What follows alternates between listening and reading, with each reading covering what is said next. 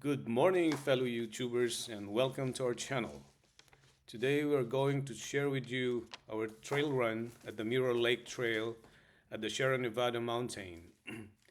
We ran this trail on the last week of October 2023, right before its closing on November 1st. The trail is part of the cluster of 5 trails of the Red Mountain. The trail's gate opens usually on June 15th and closes on November 1 of each year.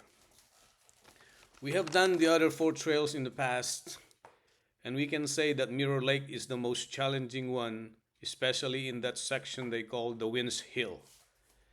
It is steep with big rocks, loose sand, and is moderately off camber. Also at the bottom of the hill, we have to go through a tight space between a big rock and a big tree. As soon as you come down in between the rock and the tree, it is deep on the passenger side, and your left rear tire is still elevated on the rock. So the vehicle tips to the passenger side, risking body damage on the right side of the roof. Our Jeep runs on a 3.5 inches lift and 37-inch tires, and I was still getting high-centered and had to be winched 3 times on our way back. It was coming up and through the big rock, and the tree was the first one. And the second one is on the right turn while going up. And the third is on some big loose rock and sand also on the way up. Another thing that makes it more challenging is it is a cliff on one side of the trail, so there's not much of a choice of line. Sorry, I was unable to get videos and pictures while getting winch or getting recovered. Obviously, my priority at that time was to get out of there before it got dark. The total length of the trail is 3.5 miles from the entrance out and back, and it ends up at the Mirror Lake.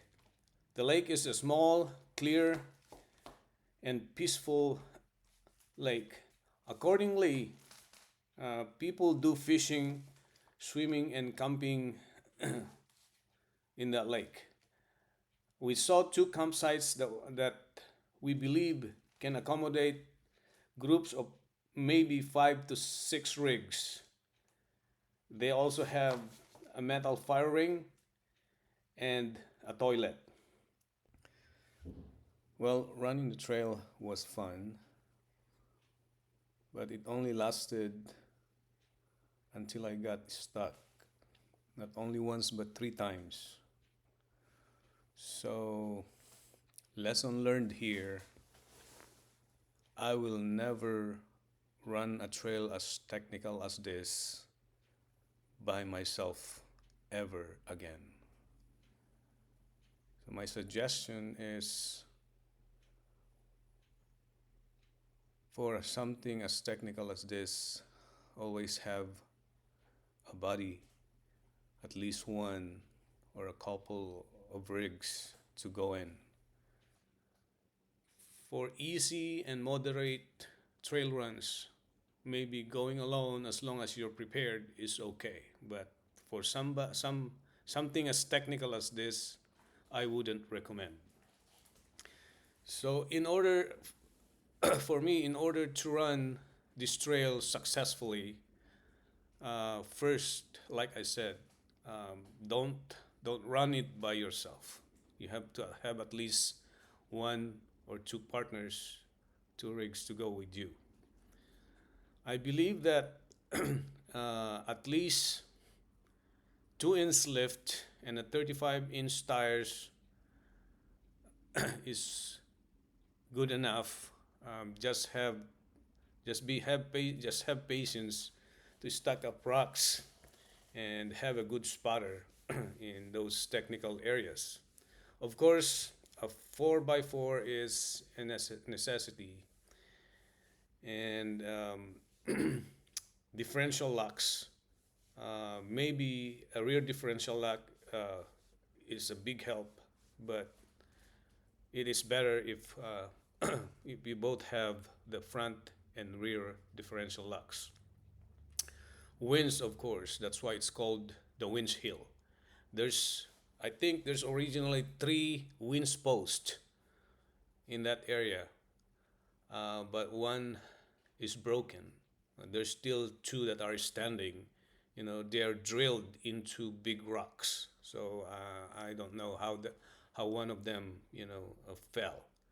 Um, but just in case, your winch is not aligned with those winch posts, there are some trees, in the area that can be used as winch points. So be prepared and have three straps, so to avoid damaging the trees. Um, Considering the nature of the trail, which is big rocks and boulders, a rock slider would help prevent the damage to your rocker panels, and heavy duty skid plates to protect your engine and transmission and the essential components in the bottom, and also heavy duty bumpers will protect your front and rear areas. Another thing, go with extra food and water. So just in case you get stuck, you have some extra to survive. And of course, go early, including recovering my Jeep. It took us about 5 hours um, to complete the trail. With all that said, I think that this trail should be added to the Jeep Badge of Honor trails. Comparing to the 23 Badge of Honor trails we've done, I would give this trail a difficulty rating of 3 to 9. Well, friends and fellow off-roaders, for now, that is all the information that we can share with you about this trail, and we hope that this video has given you some ideas about the trail and how to prepare for it in order to successfully run it. Thank you for watching. Have fun with our chosen hobby and enjoy life and God's creations. See you next time, and God bless. And please don't forget to subscribe, like, and share this video to support our channel. Goodbye.